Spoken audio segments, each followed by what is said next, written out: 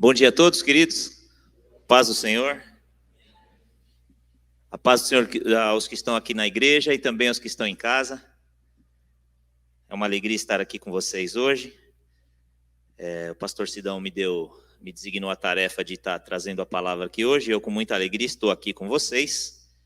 E vou estar falando sobre o que Deus tem falado comigo. Concordo completamente sobre tudo o que o pastor falou, que também o Toninho.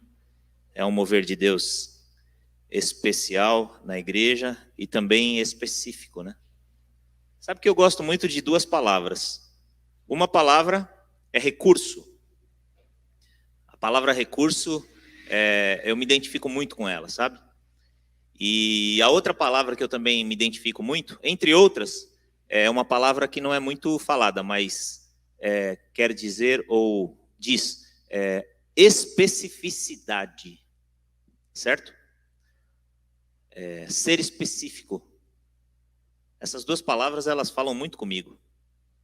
E a gente fala muito sobre recursos nas nossas lives, que eu e o Sidão apresentamos aí constantemente, que é o hashtag na prática, né? Então, o pessoal que está em casa e tudo, nos acompanhando, talvez me conheça aí dessas lives que a gente apresenta. Ali a gente fala muito sobre recurso.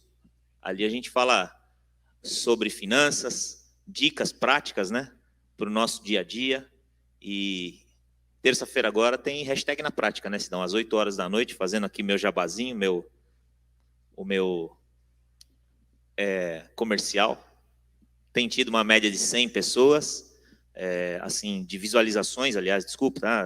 Geralmente ao vivo tem umas 30 pessoas, né?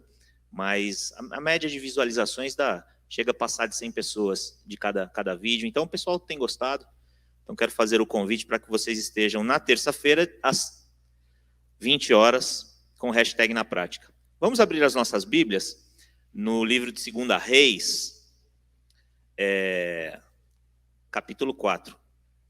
Uma das histórias que eu mais gosto da Bíblia, uma das mais ricas,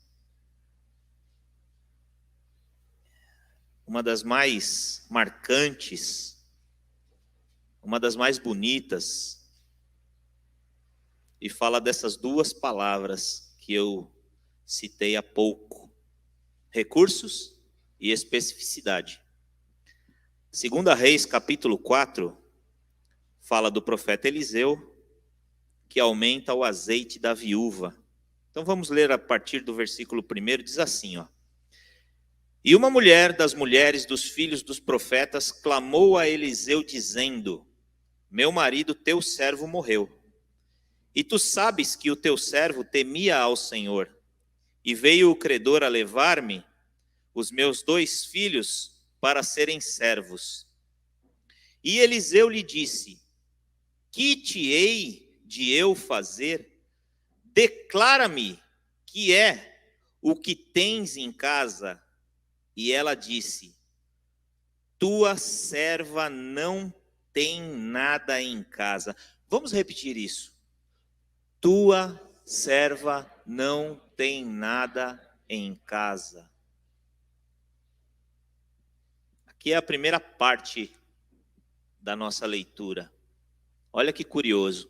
Ela disse assim: tua serva não tem nada em casa. Porque geralmente a gente tem a tendência de, antes de qualquer coisa, reclamarmos, murmurarmos e nos apequenarmos diante de qualquer tipo de problema. Eu não tenho nada em casa. Eu não tenho como sair dessa situação em que eu me encontro. Não dá, para mim não dá. Eu sou pobre.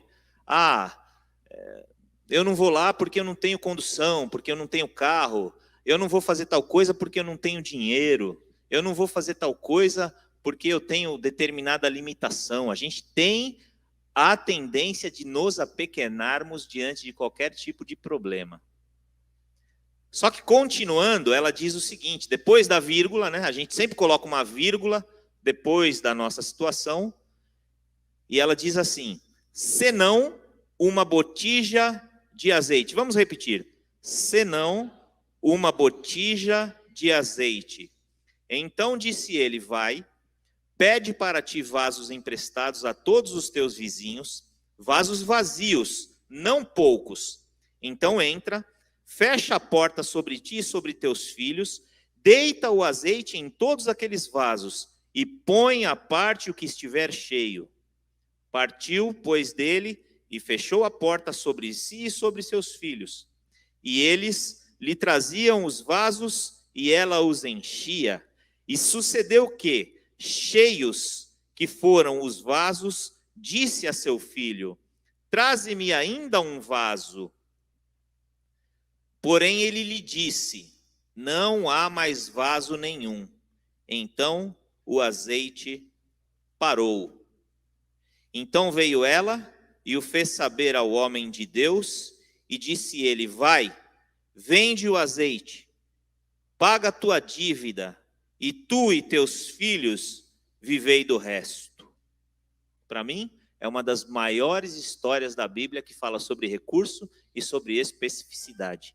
Ser específico e recurso. Guardem isso. E a gente tem a tendência também de nunca achar que tá bom, né, irmãos? A gente sempre querer mais, a gente sempre continuar reclamando, mesmo Deus nos dando, a gente quer sempre, sabe, mais, muitas vezes, não pelo fato de que nós desejamos algo a mais, mas porque nós, muitas vezes, também temos aquele coração um pouco ingrato, sabe? A gente quer meio que ter o controle de tudo, então a gente quer, sabe, a gente não quer, sabe, fazer como o povo de Israel, que recebia o maná todo dia e confiava que no dia seguinte Deus ia continuar mandando, sabe, o alimento, né, e a provisão e o recurso. A gente tem a tendência de querer, sabe, tudo, né, achar que a gente consegue administrar melhor as coisas do que o próprio Deus. A gente tem muitas vezes essa tendência.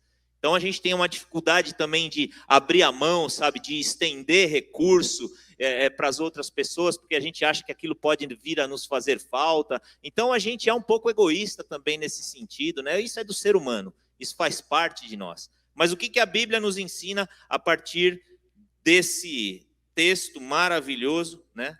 Dessa mulher que sofreu, ela perde o marido, ela fica viúva, tá certo? Com o seu filho, e quem não passa por necessidades difíceis, né, por situações difíceis, né? Quem não perde marido, quem não perde o pai, quem não perde a esposa, né? Quem não perde um filho, muitas vezes. Deus nos ensina que nós temos que fazer, muitas vezes, do limão uma limonada sim, irmãos.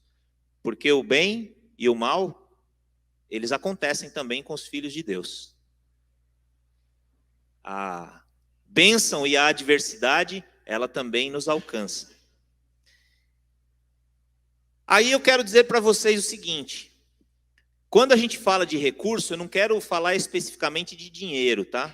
Porque o dinheiro, ele não muda a vida de ninguém. É isso?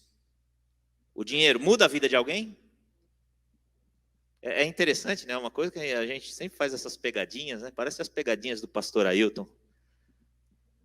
Pegadinhas do pastor Ailton lá na live Bíblia para Todos. Muda ou não muda? Pode responder. O dinheiro depende. Muda. Eu diria que sim, o dinheiro muda, mas depende. Deus, ele não te leva... o dinheiro, ele não te leva para o céu. Certo? O dinheiro em si. O dinheiro não ensina você a ter honra. O dinheiro não ensina você a ser fiel à sua esposa. O dinheiro não ensina você valores que você, tendo ou não o dinheiro, você adquire na sua família. Ali, você aprende dos seus pais, ou você aprende de Deus, ou você aprende na igreja. O dinheiro não traz algumas coisas que é mais ligado, que essas coisas são mais ligadas ao caráter. Mas o dinheiro ajuda em muito. A gente precisa do dinheiro. E os recursos, eles vêm através do dinheiro, do suor do nosso trabalho, né? Lá em casa, pelo menos eu ensino assim para as minhas filhas. A gente, por exemplo, viajou agora E eu falei para elas, a gente pôde viajar porque a gente trabalhou, eu e sua mãe, no ano inteiro para que a gente pudesse, nas férias, viajar. Então, a gente compra um carro porque a gente trabalhou para comprar aquele carro. A gente quer sempre o de melhor para nós, para a nossa família. Eu estou falando de recurso. Mas também eu estou falando de ser específico. Quando eu quero alguma coisa, eu tenho que ser específico. Então, foi orado pela cura do marido que já estava desenganado pelos médicos. Especificidade. E Deus quer que nós sejamos assim. Então, o profeta Eliseu chega para aquela mulher e diz, o que você quer que eu te faça? Você quer um dinheiro emprestado? Né? O que você está precisando aí? Você precisa ser específico naquilo que você quer, naquilo que você deseja. Eu ensino assim as minhas filhas, lá em casa. Eliseu, ele não sabia o que ela queria. Ele não sabia se ela queria uma cura, se ela queria uma libertação, se ela queria um dinheiro emprestado, se ela estava passando alguma necessidade. Então ele pergunta, o que você está precisando?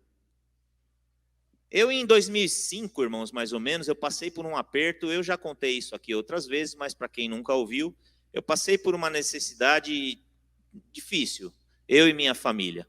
A Isabela... Não foi 2005, foi 2007, porque a Isabela tinha 1 ano. Então, ela nasceu em 2006, então foi em 2007. Passei por uma dificuldade, que eu entrei naquela dificuldade. Vejam, eu tenho consciência de que eu entrei naquela dificuldade. Ninguém me colocou ali. Eu trabalhava por conta, e eu passei por uma necessidade difícil, sabe, naquele momento. Então eu trabalhava, sempre trabalhei, graças a Deus, já trabalhava por conta. Eu morava numa boa casa nesse período, tinha um carro novo, graças a Deus estava quitado. Eu tinha um bom plano de saúde para mim, para minha família. Eu trabalhava por conta, então eu pagava esse plano de saúde. Lá em 2007 eu lembro que era algo em torno de R$ 1.000, R$ 1.200 que eu pagava só de plano de saúde. Então eu tinha uma boa condição financeira. Do dia para a noite, eu passei por um aperto, por uma dificuldade tremenda, terrível, e eu tive que sair daquela casa grande que eu morava de aluguel, tive que ir para uma casinha de 1 quarto, tive que pegar a sala, dividir ela no meio, assim, fazer uma parede de drywall para que a metade da sala virasse o quarto da minha filha. Tive que vender aquele carro, comprar um carro mais usadinho. Tive que cancelar plano de saúde, daí por alguns anos a minha família ficou sem plano de saúde, a gente não tem problema nenhum. Eu entrei naquele problema, cheguei para minha mulher e falei, a gente vai sair dele, tá certo? Então, de vez em quando a gente vai jantar fora, de vez em quando a gente vai para... Não vai dar, não vai dar. Se der para pedir o frango do domingo, a gente pede. Se não der, também a gente vai comer ovo frito. E ela falou, tamo junto, certo? É nós, como diz o pessoal aí, né? Na alegria e na tristeza, na saúde e na doença, tá certo? Até a glória e amém. E eu passei por aquela dificuldade. E tem gente que entra dentro do buraco, tá certo? E quer que Deus simplesmente pegue ele pelo braço e faça assim, ó, vem meu filho, saia do buraco. Tem gente que entra na dívida e quer que Jesus simplesmente faça pix celestiais, direto do céu para sua conta. Pum! E resolva o seu problema. Manda 1.000 hoje, Jesus, porque hoje com 1.000 eu resolvo os meus problemas. Né? A gente consegue fazer pix de uma pessoa para outra, por que do céu não pode vir um pix? Né? Deus é o Deus de recursos, tá certo ou não? E as pessoas não querem sair do problema em que elas entraram. Só que o que acontece é o seguinte, se Jesus fizer um pix cada vez que você entrar numa dívida, se ele tirar você do buraco cada vez que você tropeçar, se ele pegar você pela mão cada vez que você errar e ele te carregar no colo, ele não está te ensinando. E Jesus não quer isso para você. Eu não quero isso para as minhas filhas. Você que é pai, você não quer isso para os seus filhos. Você quer que eles caiam, mas que eles aprendam a levantar. Você quer que eles errem, mas que eles lá, o menininho, a menininha foi lá, deu um tapa na cara do menininho na escola. Aí você é convidado aí na diretoria, porque o seu filho ele é meio levado e ele deu um tapa na cara do menino. Meu filho não faz essas coisas. O meu filho, a senhora, por favor, lave a sua boca antes de falar do meu filho, porque afinal, e isso, você está ajudando o seu filho? Não, você está estragando ele. Nós temos professores aqui, acredito, em nosso meio, como a minha esposa é professora. E gente, é assim, ó. Você fez isso? Então, primeiro, chegar em casa nós vamos conversar sério, tá certo? Você está de castigo a partir de agora. Outra coisa, pede perdão ali, ó, para o seu amiguinho. Diz que você nunca mais vai fazer isso, porque você não aprende essas coisas em casa. Tá certo? Faz o seu filho passar vergonha ali, ó, na frente da diretora, na frente do coleguinha, na frente de quem tiver, tá certo? Porque você está ensinando honra, caráter, que quando ele erra, ele tem que se acertar, ele tem que se corrigir. É a forma mais fácil. Ou você aprende com seus erros, ou você aprende com os erros dos outros, mas você tem que aprender de alguma forma. Tá certo? Porque se você não ensinar os seus filhos, a vida vai ensinar. Só que a vida, ela cobra um pouco mais caro. Ela ensina de uma forma um pouco mais pesada. Tá certo? Não. Conheço gente que foi para a cadeia, tá certo? Que teve que aprender dentro da cadeia. Mas aí é mais complicado, né? A gente não quer isso para os nossos filhos, né?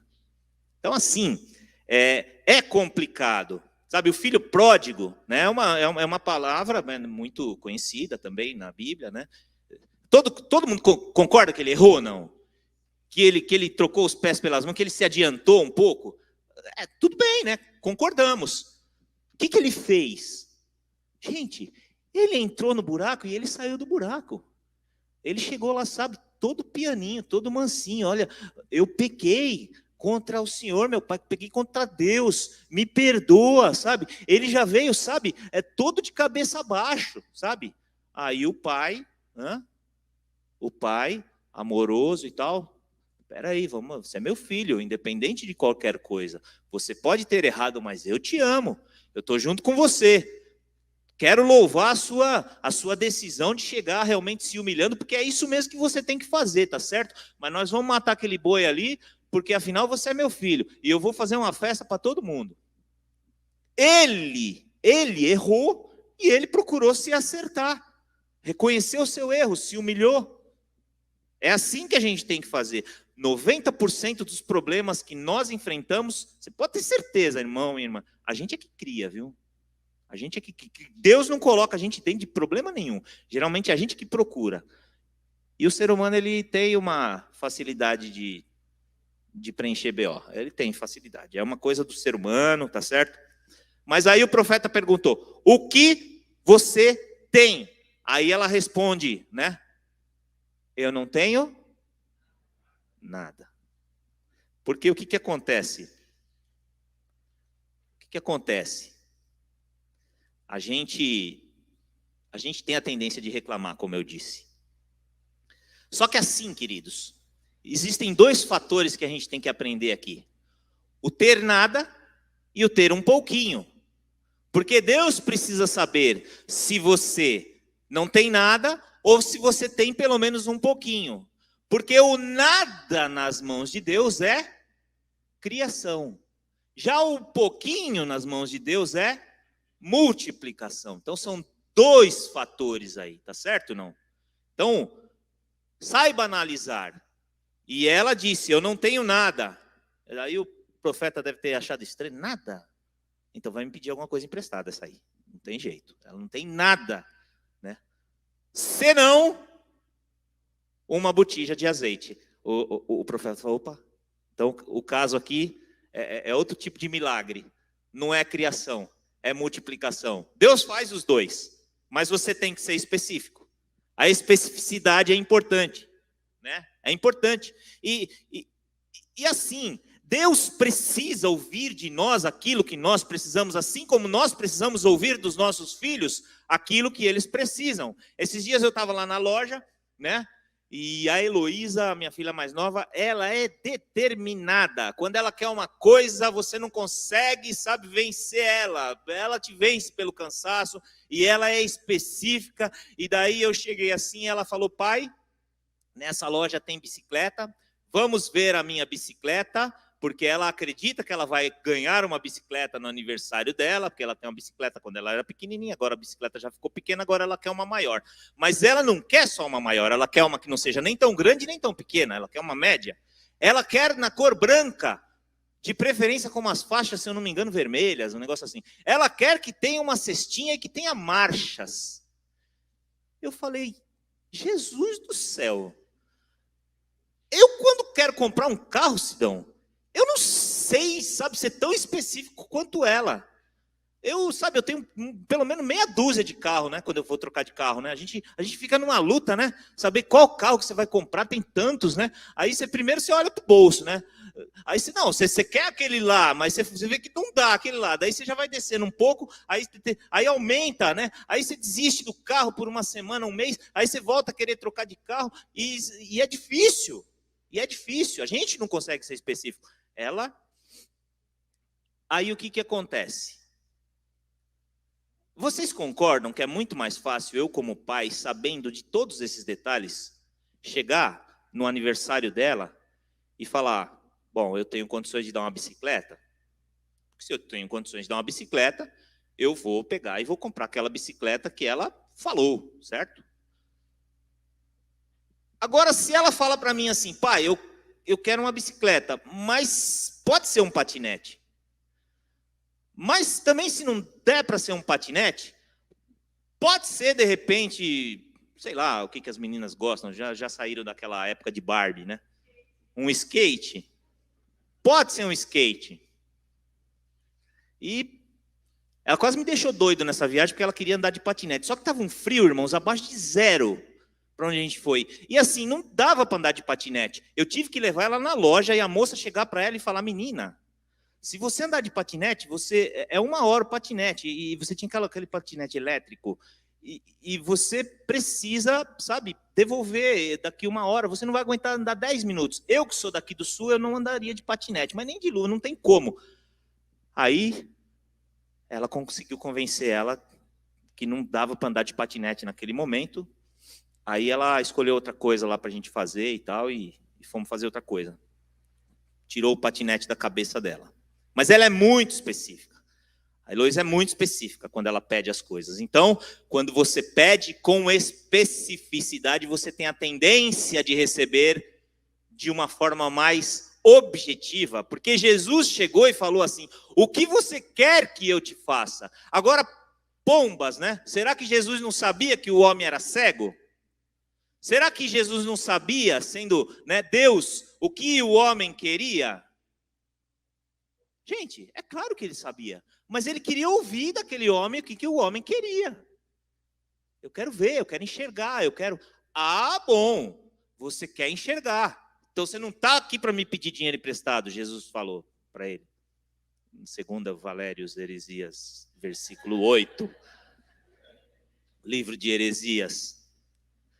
Não, eu quero ver, eu preciso enxergar. Aqui, ó, não enxergo, ó. Cadê? Eu não estou te vendo. Aí Jesus foi e curou aquele cego. Assim como Eliseu, então, pergunta, né? Qual que é o problema? O que está acontecendo? O que está rolando aí com a senhora, com os seus filhos? Então, nós precisamos, muitas vezes, meus irmãos, na nossa vida, parar de dar desculpas, sabe, nos colocar na nossa realidade. Se a gente entrou dentro do problema, a gente sai. Jesus não está aí para ficar te tirando de qualquer buraco que você mesmo entrou, até porque ele não vai estar te ajudando dessa forma. E valorize o pouco que Deus te deu. Se ele te deu um parco recurso, no caso ali, ela tinha uma botija de azeite. De repente você precisa trabalhar, e daí eu pergunto, tudo bem, o que você sabe fazer? Ah, eu sei fazer isso, aquilo outro. O que você tem? Eu tenho um carro. Ah, você tem um carro? Tenho. Então, chega de desculpa, vai trabalhar de Uber. Certo? Pronto, a gente começa a dar algumas dicas, né? A gente, como profeta de Deus, assim, a gente começa a dar algumas dicas para a pessoa, entendeu? Né? Não é? Então, receba um carro. Não, você tem um carro, então você tem alguma coisa. Então, o que Deus precisa fazer é o milagre da multiplicação. Não é criação. Porque, de repente, se você precisa de um carro, Deus pode te dar um carro. Quantas testemunhas a gente não conhece de pessoas que ganharam um carro, né? Eu lembro até do Ticão aqui, que uma vez ele contou para mim que o tio dele chegou para o pai dele, parece que o carro tinha sido roubado, e o pai do Ticão tinha bastante recurso. O que queres que eu te faça? Começou a reclamar, foi isso, Ticão? O que queres que eu te faça? Reclamou, roubaram meu carro. Tá bom, tá aqui, ó. Tá vendo aquela Kombi ali, ó? Eles trabalhavam com Kombi na época, muitos anos atrás. Zera, ó. Tá aqui, a chave é tua, vai trabalhar. Não, você não tá me dando. Não é isso que você precisa. Não é um carro. Sou teu irmão, vou te dar de presente, tá aqui. Quando você puder, se você puder, você me devolve. Mas tá aqui, ó. Então Deus faz também aparecer um carro do nada. Mas se você tem um carro, sabe, não fica reclamando. Procura saber se você não pode trabalhar de Uber. Ah, mas eu não tenho nada. Mas Deus não te deu nenhum talento? Nada mesmo? Ah, eu sei fazer doce. A gente conhece gente aqui que não sabia fazer doce. Aprendeu a fazer doce na crise. E começou a vender doce. E Deus sustentou através do doce durante um período.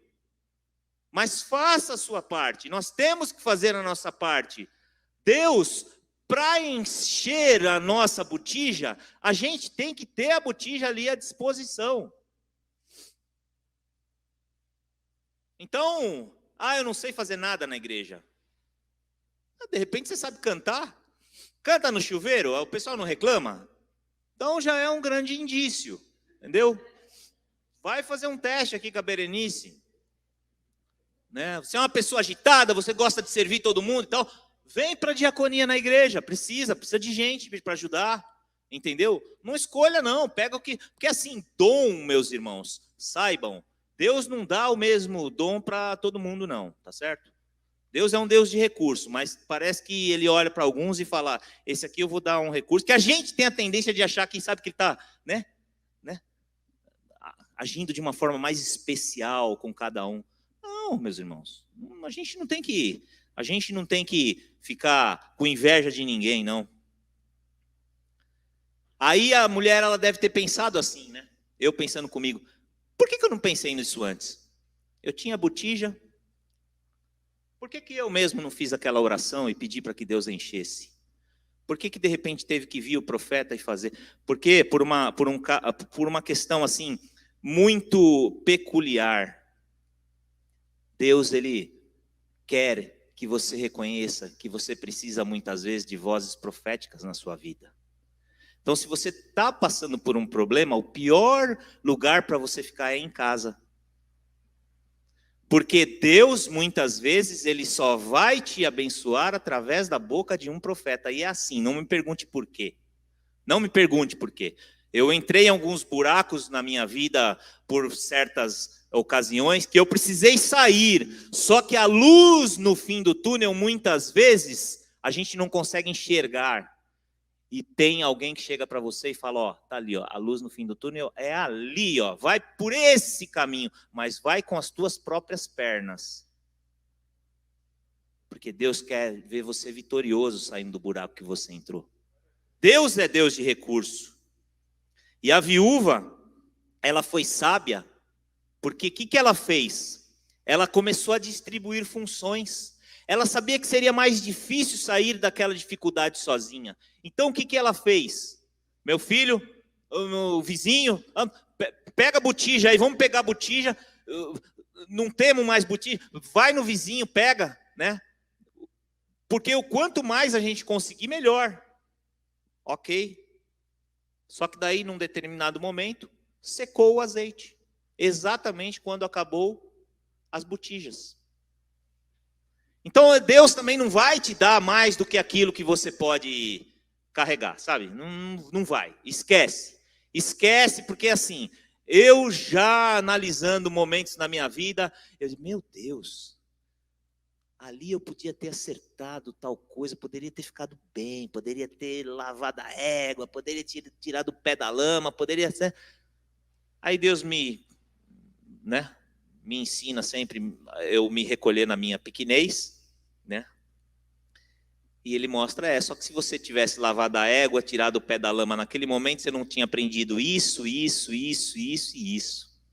Então assim, meus irmãos, os percalços que a vida nos apresenta servem para que a gente cresça, para que a gente aprenda. A gente não tem que ficar reclamando das dificuldades pelas quais a gente passa. Você entendeu? Essa mulher, ela sofreu demais, ela perdeu o marido, mas 4.000 anos depois nós estamos falando dela, porque ela perdeu o marido. Se ela não tivesse perdido o marido, a gente não estaria falando dela. Eliseu não teria passado na casa dela, não teria operado esse milagre, que é um dos mais lindos, uma das histórias mais belas da Bíblia, se você concorda ou não, na minha opinião.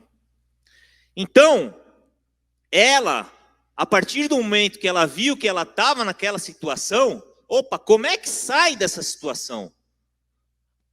Pega as pessoas que estão em volta. Tem gente que é egoísta, tem gente que quer sair sozinho, tem gente, sabe, que não gosta de compartilhar as coisas, sabe? Tem gente que, poxa, é bom ter amigos, gente. É bom ter, vozes de conselho. A Bíblia fala que na multidão dos conselhos se faz a sabedoria, né? Mas vamos seguindo, indo aí já para o final. Então, assim, meus irmãos, falando um pouco ainda sobre recursos, José é um grande exemplo. José, quando ele esteve no pior momento da sua vida, o que ele fazia? Vamos ver se vocês estão comigo aqui. Pior momento da sua vida, como administrador, vou ser mais específico, vou dar mais dica. Como administrador ali do Egito, o que ele fazia no pior momento? Ele vendia as coisas. Porque no pior momento, muitas vezes você tem que se desfazer de alguns bens. Esse negócio de você ser apegado a coisas que você conquistou, muitas vezes coisas que Deus não mandou você conquistar, é complicado. Vende. Tem gente, que quer ficar, apegado a certas coisas, sabe? Está passando necessidade, está com um carro na garagem zero. Provavelmente, se você está passando necessidade, mas está com um carro zero na garagem, é porque Deus não mandou você comprar aquele carro. Você entrou naquela dívida. Então, desce um pouquinho do pedestal e vende o carro e paga as tuas dívidas. É simples assim, tá certo? Agora, no melhor momento, o que José fazia? No pior, ele vendia. No melhor, o que ele fazia? Ele guardava, ele estocava. Tem gente que não vê a hora de melhorar um pouquinho de vida, ter um pouquinho mais de recurso, para começar a gastar um pouquinho mais. Então, se o cara ganha 1.000, ele gasta 1.100, porque 100 já vai para o cartão. Se ele ganha 2.000, ele gasta 2.200, porque 200 vai para o cartão. Então é assim, o cara nunca está satisfeito com aquilo que ele ganha e ele nunca consegue se pagar primeiro. Isso é para quem vai no hashtag na prática, tá certo? O cara tem que se pagar primeiro, antes de pagar as contas. Porque Deus não quer você endividado devendo para ninguém. Isso é feio. Tanto que a primeira coisa, quando Deus multiplica ali o azeite da viúva, o que o profeta fala para ela? Vai, vende o azeite, paga a tua dívida. Honra o teu nome, honra o nome do teu marido, honra o nome dos teus filhos, sabe? Fica bonita na foto, tá certo? Não vai pegar esse azeite aí e começar agora a dizer, olha o azeite que eu tenho, agora eu sou a mais rica aqui do pedaço. Não, paga as tuas dívidas. Com o que sobrar, você vive. Mas aí eu vou viver apertado, né? Vai, é isso aí, vai viver bem apertadinho, tá certo? E vai continuar trabalhando, e vai continuar produzindo, porque Deus, né, não quer abençoar vagabundo. Deus quer abençoar quem trabalha. Meu pai trabalha até hoje, Jesus disse. E eu trabalho também. Paulo falava, aquele que não quer trabalhar, tudo bem, também não come. Você consegue viver sem comer? Você não consegue. Então, logo, para um bom entendedor, tem que trabalhar, gente. É simples assim. E hoje em dia, a gente está no meio de uma sociedade, sabe? Que os jovens, eles estão meio mocorongo com esse negócio de trabalho aí, né? Não, o meu filho ele tem 20 anos. Como que ele vai trabalhar? Mas eu comecei a trabalhar com 12. A minha primeira registro em carteira foi com 15. E eu acho que eu comecei tarde, porque se eu tivesse começado mais cedo, talvez teria sido melhor. Enfim. Mas é outra época, né? É outra época, são outros filhos. Enfim. Ai, ai. Continuando. Deus nos dá na medida que nós podemos administrar. E como é que essa viúva, meus queridos, ela teve acesso ao maior profeta de Israel? Vocês já pensaram nisso?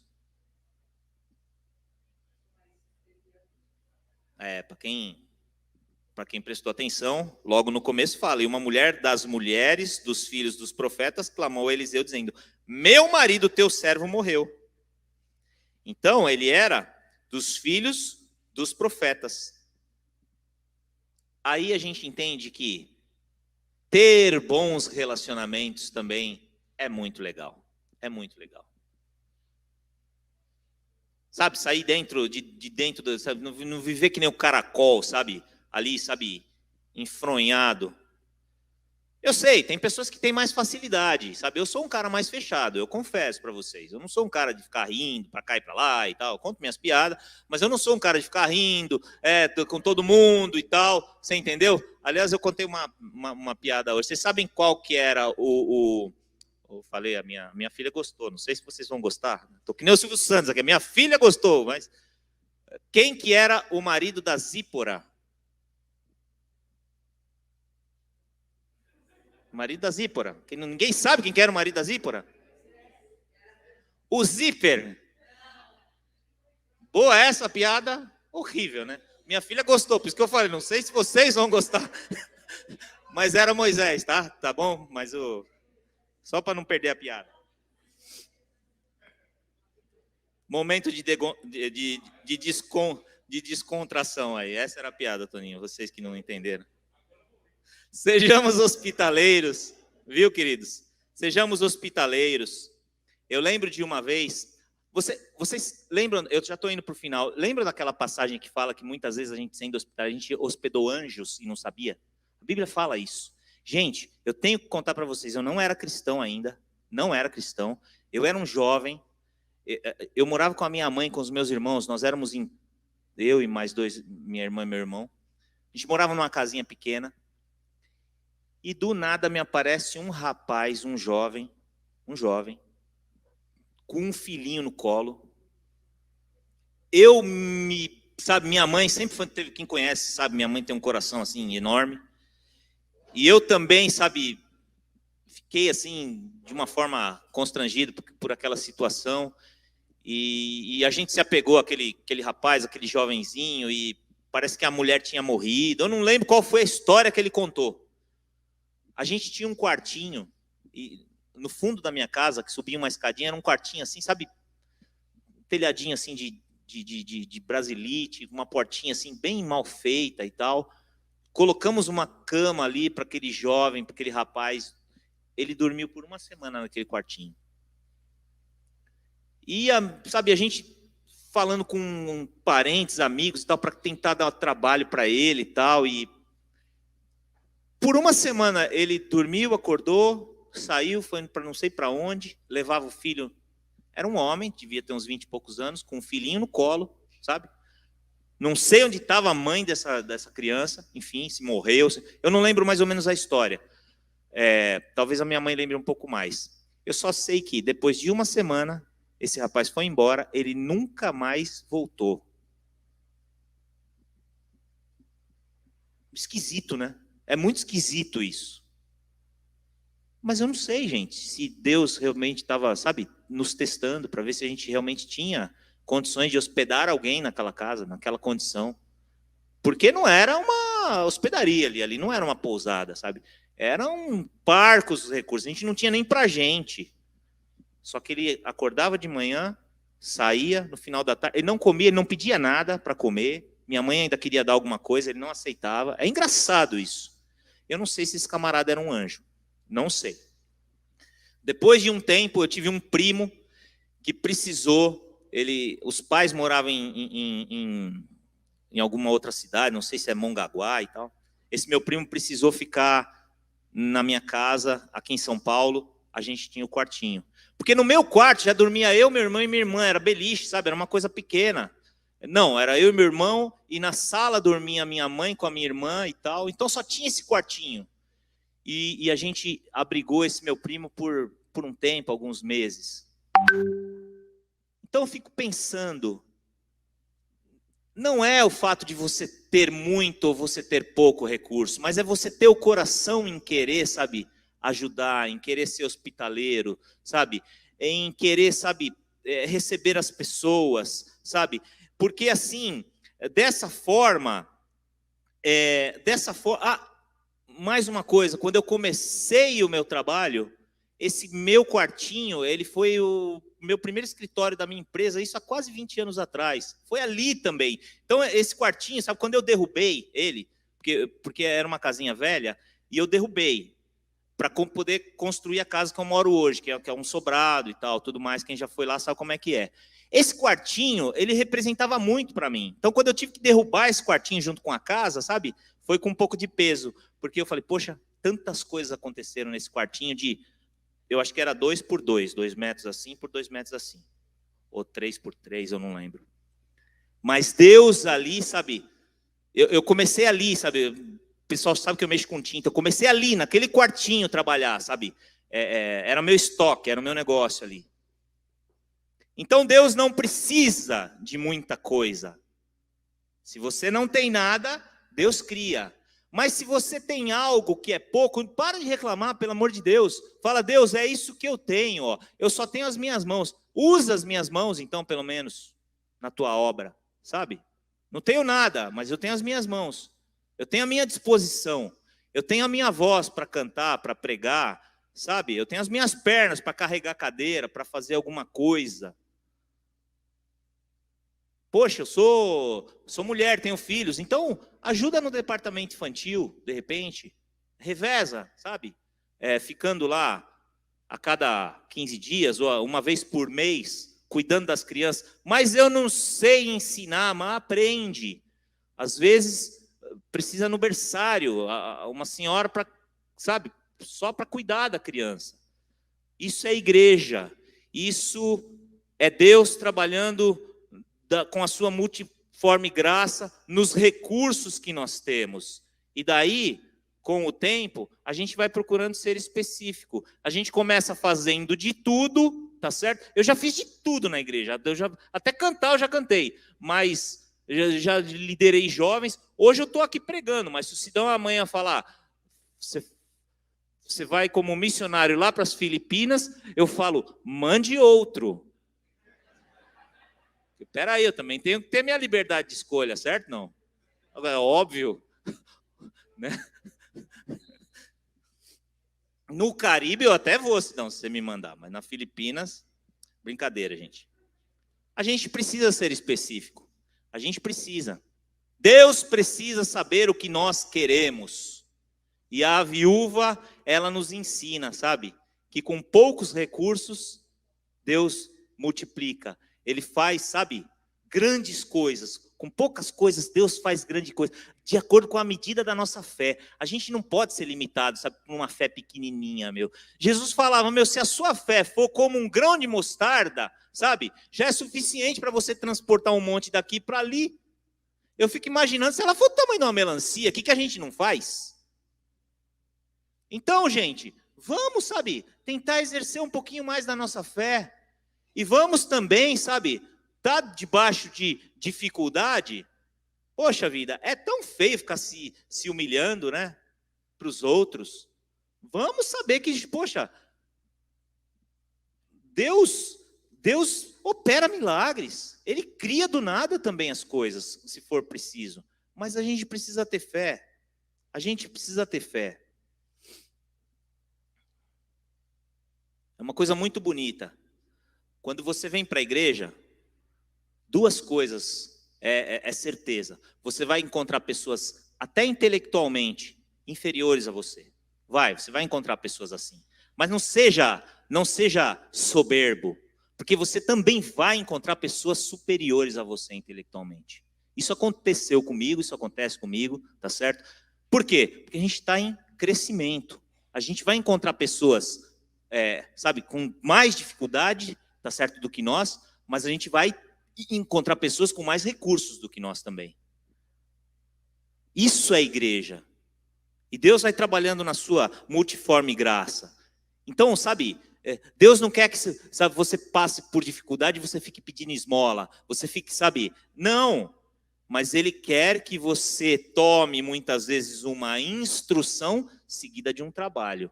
Por isso que muitas vezes você tem que vir aqui. Está passando por alguma dificuldade? Procura um pastor. Eu tenho certeza que ele vai ser boca de Deus para você. Mas ele não está aqui para resolver os teus problemas. Ele está aqui para ser boca de Deus para você. Ele vai te dar uma instrução seguida de um trabalho. É isso que eu tenho que fazer? Vai, faz, que você vai ser abençoado. Faz, você vai ser abençoado. Eu te digo isso de boca cheia. Porque nós temos profetas aqui nessa igreja que têm condições de te instruir. E eu não estou dizendo que eles necessariamente são pessoas intelectualmente maiores. Não estou dizendo isso. Tá? Uma coisa é uma coisa, outra coisa é outra coisa.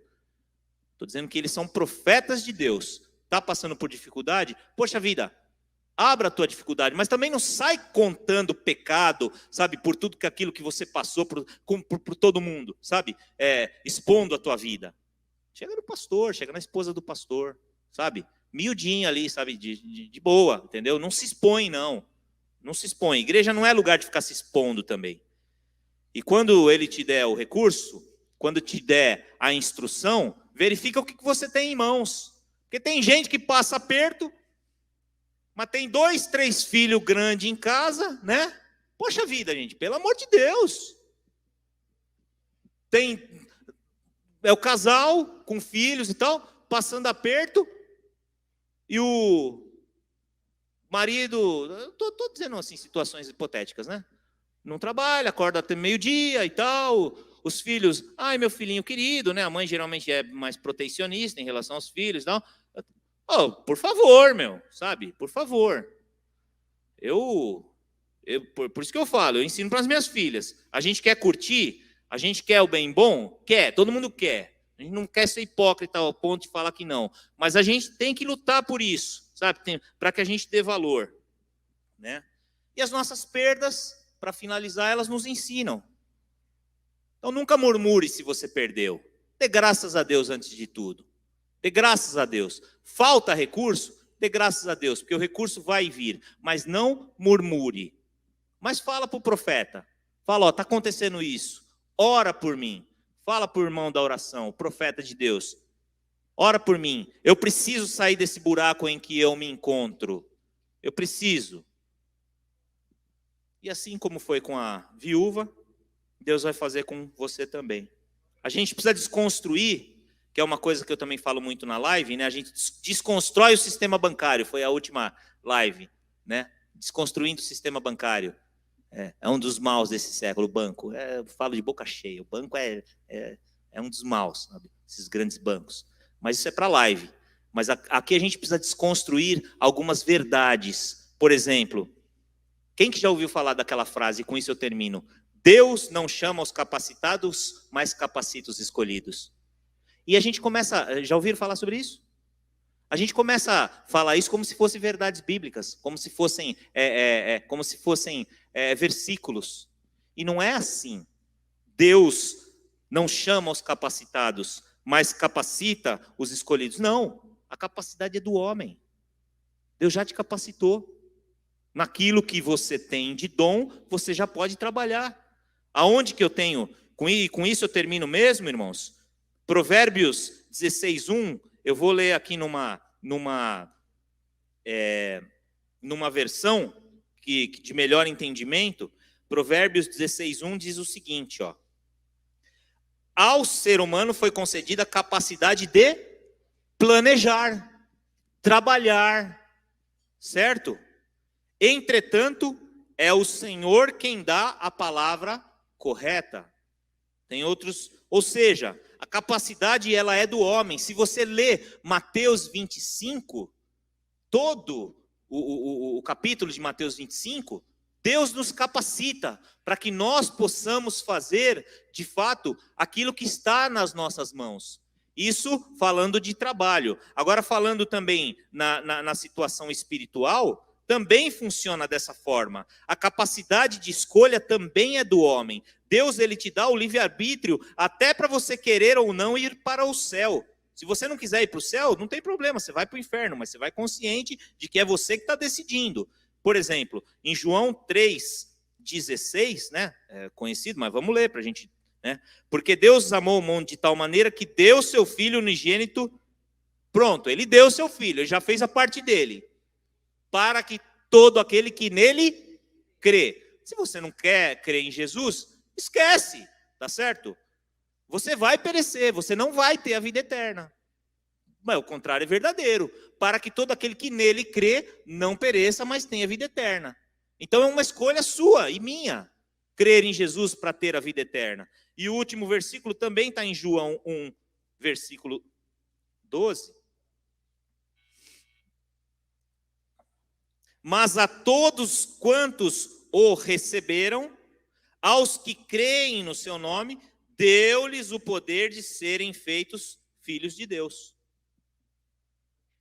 Então você precisa crer, você precisa receber a Jesus para você ter acesso a essa virada de chave, a essa salvação. E tem que ser assim como nós fazemos com os nossos filhos, assim como eu citei para vocês que eu falo quando eu faço com as minhas filhas, tem que ser uma via de mão dupla, tem que ser uma troca. A gente tem que fazer por merecer. Deus quer isso, é bom que isso aconteça. Deus não está aqui para ficar sendo, sabe, enfim, resolvedor de problema pix celestial de ninguém. Acredite nisso, vamos ficar de pé? E que você possa, então, a partir do entendimento dessa palavra, quando você pedir a Deus, você peça com especificidade. Deus tem o prazer de nos abençoar. A palavra mostra isso em dezenas, centenas de versículos, mas nós temos que pedir com sabedoria e com entendimento.